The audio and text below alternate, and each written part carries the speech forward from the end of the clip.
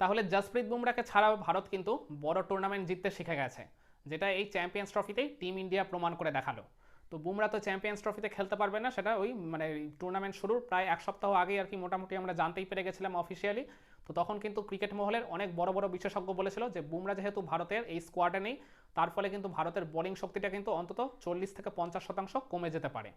আর যেটা কিন্তু মানে বলাটা খুবই আর কি মানে স্বাভাবিক একটা বিষয় ছিল, পরিসংখ্যান সেটাই বলছে। কারণ আপনি খেয়াল করে দেখুন গত বছর টি-20 বিশ্বকাপে বুমরা বল হাতে কীরকম আর কি ইম্প্যাক্টফুল একটা পারফরমেন্স জেনারেট করেছিলেন, ভারতকে অনেকগুলো হারা ম্যাচ তিনি কিন্তু জিতিয়ে দিয়েছিলেন। পাকিস্তানের এগেনস্ট ওই গ্রুপ ম্যাচটার কথা ভেবে দেখুন, পাকিস্তানের ওই জায়গায় নিশ্চিত আর কি জিতে যাওয়া ম্যাচটা কিন্তু বুমরা ওই আর কি তার শেষ মানে ওই স্পেলের দুইটা ম্যাজিক্যাল ওভারে কিন্তু ম্যাচের মোড়টা পুরোপুরি একাই ঘুরিয়ে দিয়েছিলেন। আর ইভেন সবচেয়ে বড় কথা, ফাইনাল ম্যাচের কথাটা ভেবে দেখুন, ফাইনালে তো আমরা মানে ধরেই নিয়েছিলাম যে আর জিততে পারবো না। সাউথ আফ্রিকা 30 বলে 30 রান বাকি, হাতে তখনও তাদের 6টার মতো উইকেট রয়েছে। এই জায়গা থেকে ভারত যে ম্যাচ জিততেই পারবে না এটাই তো স্বাভাবিক। তখন আর কি ডেঞ্জারাস হেনরিক ক্লাসেন ব্যাটিং করছে, ডেভিড মিলার ক্রিজে রয়েছে। তো ওই জায়গা থেকে জসপ্রীত বুমরা দুইটা ম্যাজিক্যাল ওভার করে ভারতকে ওই জায়গায় আর কি জয়টা তিনি আর কি এনে দিয়েছিলেন এক প্রকার। মানে জয়টা পুরোপুরি না আনলেও আর কি প্ল্যাটফর্মটা তো তিনি সেট করে দিয়েছিলেন। ওই 2 ওভারে তিনি কনসিড করেছিলেন মাত্র 5 বা 6 রান, আর নিয়েছিলেন একটা উইকেট। এই যে রান আটকানোর কাজটা তিনি ওই জায়গায় করেছিলেন, সেটাই তো ওই মুহূর্তে টিম ইন্ডিয়ার জন্য আর কি সবচেয়ে বেশি প্রয়োজন ছিল। তো সব কিছু মিলিয়ে গত বছর টি-20 বিশ্বকাপের ফাইনালে ভারতের ওই রকম হেরে যাওয়া একটা ম্যাচ, বা বলতে পারেন হাতের নাগালের বাইরে বেরিয়ে যাওয়া একটা ম্যাচকেও বুমরা যেভাবে আর কি ম্যাচের মোড়টা ঘুরিয়ে দিয়েছিলেন ওই ম্যাজিক্যাল দুটো ওভারে, তাতে করে আর কি ক্রিকেট মহলের আর কি বড় বিশেষজ্ঞরা আর কি বুমরা না থাকাকালীন ভারতের বোলিং শক্তি যে কমে যাবেই, এইটা বলাটা কিন্তু যথেষ্ট যৌক্তিক। কিন্তু বুমরার এই অভাবটাই বোধ করতে দেননি ভারতের এই বর্তমান টিমের লাইন আপে যেসব বোলাররা রয়েছেন। মোহাম্মদ শামি, হার্দিক পান্ডিয়া, হার্ষিত রানা এরা তো পেস বোলিং ইউনিটের দায়িত্বটা সামলেছেন এই চ্যাম্পিয়ন্স ট্রফিতে। আর অপরদিকে ভারতের ওই স্পিন কোয়ার্ট্রেট, এরা তো বলতে গেলে একবারে প্রায় মানে ভারতের যে শিরোপা জয় সবচেয়ে বেশি ভূমিকাটা এই ভারতের এই 4জন স্পিনারই রেখেছে। তো ওই জায়গায় আমি মনে করি দুবাই যেহেতু একটু আর কি স্টিকি কন্ডিশনে বা স্লাগিশ কন্ডিশনে বা বলতে পারেন ওই একটু স্পিন বান্ধব কন্ডিশনে যেহেতু খেলা হয়েছে, সেই কারণে জসপ্রীত বুমরার বোলিংটা কিন্তু খুব একটা সেইভাবে প্রয়োজন পড়েনি।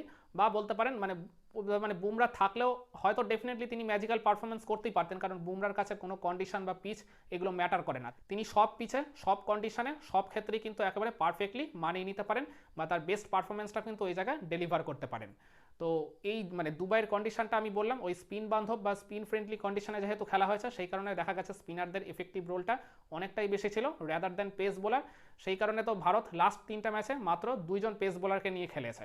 মানে হার্দিক পান্ডিয়াকে যদি আমি ফুল টাইম পেস বোলার হিসেবে ধরি তাহলে 2জন হচ্ছে, কিন্তু হার্দিক পান্ডিয়াকে যদি পেস বোলিং অলরাউন্ডার তালিকায় ফেলে দিই তাহলে কিন্তু মানে শুধুমাত্র মোহাম্মদ শামি মানে একজন ফুল টাইম পেস বোলারকে নিয়ে ভারত কিন্তু লাস্ট 3টা ম্যাচ খেলেছে।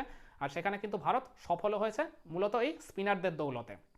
তো সেই জায়গা থেকে জসপ্রীত বুমরা যদি এই চ্যাম্পিয়ন্স ট্রফিতে ভারতের স্কোয়াডে থাকতেন তাহলে তো ডেফিনেটলি তাকেই আর কি প্রথম পেসার হিসেবে খেলাতো, তখন হয়তো বা দেখতাম মোহাম্মদ শামিকে আর কি একাদশের বাইরে থাকতে হচ্ছে। তো জসপ্রীত বুমরা একমাত্র পেসার হিসেবে থাকলেও তিনি ওই জায়গায় ম্যাজিক্যাল পারফরমেন্স কিন্তু ডেলিভার করতেই পারতেন। কিন্তু আমি স্টিল মনে করি যেহেতু আর কি কন্ডিশনটা আর কি স্পিন বান্ধব ছিল, স্টিকি ছিল, স্লাগিশ ছিল, মানে পেস বোলারদের অতটা সেইভাবে তেমন প্রয়োজন হয়নি বা তাদের কার্যকারিতাটাও সেভাবে চোখে পড়েনি, সেই কারণে ভারত ওই জসপ্রীত বুমরার অভাবটা কিন্তু এই টুর্নামেন্টে সেভাবে বোধ করেনি। কিন্তু যদি আপনি কাইন্ড অফ একটু ফ্ল্যাটার উইকেটে বা ব্যাটিং প্যারাডাইস টাইপের উইকেটে যদি মানে ভারত ওই জায়গায় খেলতো, মানে বলতে পারেন যদি পাকিস্তানের মাটিতেই যদি ভারত খেলতো, তাহলে আমি মনে করি জসপ্রীত বুমরার অভাবটা কিন্তু ভারতীয় দল নিশ্চয়ই মানে টের পেত 1 বা 2 ম্যাচে। কারণ ওই ফ্ল্যাটার টাইপের কন্ডিশনে বা যেখানে বলতে গেলে বোলারদের জন্য প্রায় কিছুই নেই, সেখানে কিন্তু বুমরা অনবদ্য হয়ে ওঠেন, তাকে ওই কন্ডিশনে বা ওই জায়গাতেও খেলাটা কিন্তু ব্যাটারদের জন্য যথেষ্ট চ্যালেঞ্জিং হয়ে যায়। আর বুমরার হাতে যেহেতু এত এত ভ্যারিয়েশন রয়েছে, স্লোয়ার বল থেকে শুরু করে কাটার, নাকেল ডেলিভারি বা আর কি সব রকমের আর কি পেস বোলিংয়ের যেসব ভ্যারিয়েশন রয়েছে, মানে বল তিনি দুদিকে মুভ করাতে পারেন আর কি খুব ভালো মতো পেস ভ্যারিয়েশন করতে পারেন। তো তারই এত এত ভ্যারিয়েশন কিন্তু ব্যাটারদের পক্ষে আর কি রিড করাটা খুবই ডিফিকাল্ট হয়ে থাকে তার ওই আনঅর্থোডক্স বোলিং অ্যাকশনের কারণে। তো ওই জায়গায় আমি এটাই বলছি, ভারত যেহেতু দুবাইয়ের কন্ডিশনে খেলেছে, ওই স্পিন বান্ধব উইকেটে যেহেতু খেলেছে, সেই কারণে বুমরার অভাবটা সেভাবে চোখে না পড়লেও ভারত যদি মানে ম্যাচগুলো পাকিস্তানে খেলতো, পাকিস্তানে খেলতো তো লাহোরেই খেলতে হতো তাদেরকে। আমি গতকালের একটা কন্টেন্টে বলেছিলাম লাহোরে খেললে ভারতের ব্যাটাররা যেমন নিয়ম করে ওই 350 বা 400 প্লাস রান তুলতো, তেমনি একই সাথে তখন মানে বোলারদের জন্য ব্যাপারটা কিন্তু যথেষ্ট চ্যালেঞ্জিং হয়ে যেত। সেই জায়গায় আমি মনে করি বুমরা না থাকাটা তখন কিন্তু ভারতের টিম ম্যানেজমেন্ট বা এই ভারতীয় দল মানে বেশ কয়েকটা ম্যাচে টের পেলেও পেতে পারতো। একমত হবেন আমার সাথে? আপনারাও কি মনে করেন যে বুমরা ওই মানে ফ্ল্যাটার কন্ডিশনে মানে একটু আর কি বেশি এফেক্টিভ হয়ে থাকেন অন্যান্য কন্ডিশনের তুলনায়, বা তাকে ফেস করাটা যে কোনো ব্যাটারদের পক্ষে আর কি সব কন্ডিশনেই আর কি চ্যালেঞ্জিং হয়ে পড়ে? কমেন্টে আপনার মতামতটা জানাতে পারেন।